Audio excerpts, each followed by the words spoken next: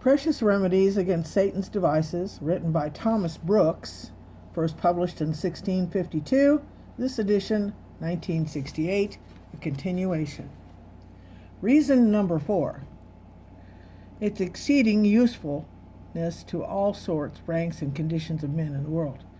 Here you have the salve for every sore, and a plaster for every wound, and a remedy against every disease, especially against those that tend most to undoing of souls and the ruin of the state. Reason number 5. I do not know of any one or other that have writ on the subject. All that ever I have seen have only touched upon this string, which has been no small provocation to me, to attempt to do something this way, and that others that have better heads and hearts may be more stirred to improve their talents in the further discovery of Satan's devices, and in making known of each choice remedies, as may enable the souls of men to triumph over all his plots and stratagems. Reason number 6. I have many precious friends in several countries who are not a little desirous that my pen may reach them, now my voice cannot.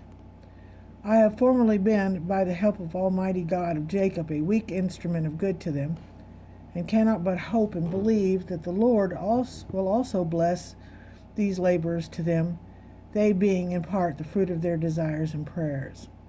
Reason 7. Lastly, not knowing how soon my glass may be out, and how soon I may be cut off by the hand of death from all opportunities of doing further service for Christ and your souls in this world, I was willing to sow a little handful of spiritual seed among you, that so, when I put off this earthly tabernacle, my love to you, and that dear remembrance of you, which I have in my soul, may strongly engage your minds and spirits to make this book your companion, and under all external or internal changes, to make use of this heavenly salve, which I hope will, by the blessing of the Lord, be as effectual for the healing of all your wounds, as their looking up to the brazen serpent was effectual to heal theirs that were bit and stung by fiery serpents.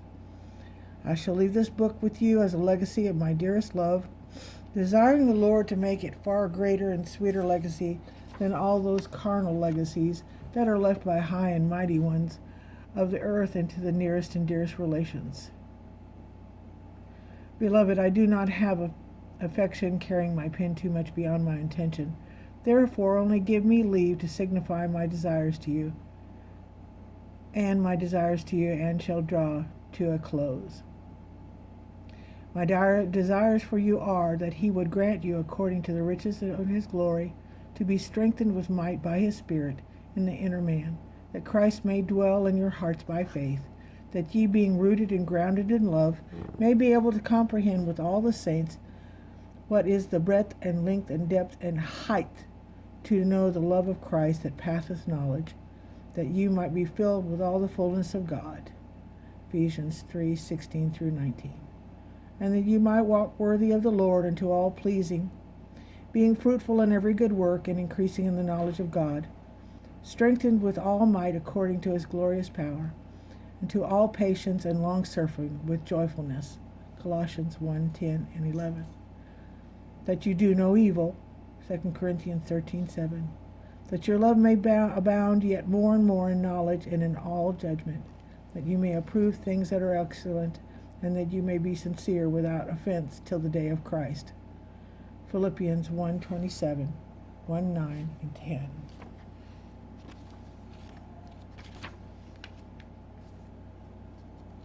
A word to the reader. Dear friend, Solomon bids us buy the truth, Proverbs 23:23, but does not tell us what it must cost, because we must get it through, though it be never so dear. We must love it both shining and scorching. Every parcel of truth is precious as the fillings of gold. We must either live with it or die with it. As Ruth said to Naomi, whether thou goest, I will go, and whether thou lodgest, I will lodge, and nothing but death shall part thee and me. Ruth 1:16-17. So must gracious Spirit say, where truth goes, I will go, and where truth lodges, I will lodge, and nothing but death shall part me and truth. A man may lawfully sell his house, lands, and jewels, but truth is a jewel that exceeds all price and must not be sold. It is our heritage. Thy testimonies I have taken as an heritage forever. Psalms 119, 111. It is a legacy that our forefathers have brought with their bloods, which should make us willing to lay down anything and to lay out anything, that we may, with the wise merchant of the gospel. Matthew 13:45. Heaven and earth, which will make a man live happily, die comfortably, and reign eternally. And now, if you please, read the work and receive this counsel from me. Introduction. Lest Satan should get an advantage for us, for we are not ignorant of his devices. 2 Corinthians 2:11. In the 5th verse, the apostle shows that the incestuous person by his incest sadded those precious souls that God would not have sadded. Souls that walk sinfully are Haziels to the godly. 2 Kings 8:12-15, and draw many sighs and tears from them. Jeremiah weeps in secret for Judah's sins. Jeremiah 9:1. And Paul cannot speak of the belly gods with dry eyes. Philippians 3:18-19. And Lot's righteous soul was burdened, vexed, and racked by the filthy sodomites. 2 Peter 2:7-8. Every sinful sodomite was a Haziel to his eyes, a Hadad Rimmon to his heart.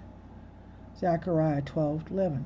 Gracious souls used to mourn for other men's sins as well as their own, and for their souls and sins who make a mock of sin, and a jest of damning their own souls.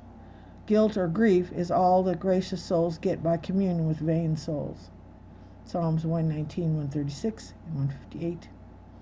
In the 6th verse, he shows that the punishment that was inflicted upon incestuous persons was sufficient, and therefore they should not refuse to receive him who had repented and sorrowed from his former faults and follies. It is not for the honor of Christ, the credit of the gospel, nor the good of the souls for professors to be like those bloody wretches that burnt some that recanted at the stake, saying that they would send them into another world whilst they were in good mind. In the 7th, 8th, and 9th, and 10th verses, the apostle stirs up the church to forgive them, to comfort him, and to confirm their love towards him, lest he should be swallowed up with overmuch sorrow. Satan going about to mix the detestable darno. Matthew 13:25. Of the desperation with the godly sorrow of a pure, penitent heart. It was a sweet saying of Jerome, let a man grieve for his sin, and then joy for his grief. That sorrow for sin that keeps the soul from looking towards the mercy seat, and keeps Christ and the soul asunder, or that shall render the soul unfit for the communion of the saints, is a sinful sorrow. In the 11th verse, he's laid down another reason to work them, to show pity and mercy to the penitent sinner that was mourning and groaning under his sin and misery. Lest Satan should get an advantage for us, for we are not ignorant of his devices. A little for the opening of the words. Lest Satan should get an advantage to us, lest Satan overreach us. In the word in the Greek signifieth to have more than belongs to one. The comparison is taken from greedy merchant that seeketh and taketh all opportunities to beguile and deceive others. Satan is that wily merchant that devoureth not widows' homes, but most men's souls. We are not ignorant of Satan's devices or plots or machinations or stratagems. He is but a tutelar Christian that had not personal experience of Satan's stratagems, his set and composed machinations, his artificially molded methods, his plots, darts, depths, whereby he outwitted our first parents, and fits us a pennyworth still, as he sees reason. The main observation that I shall draw from these words is this, that Satan hath his several devices to deceive, entangle, and undo the souls of men. I shall 1. Prove the point.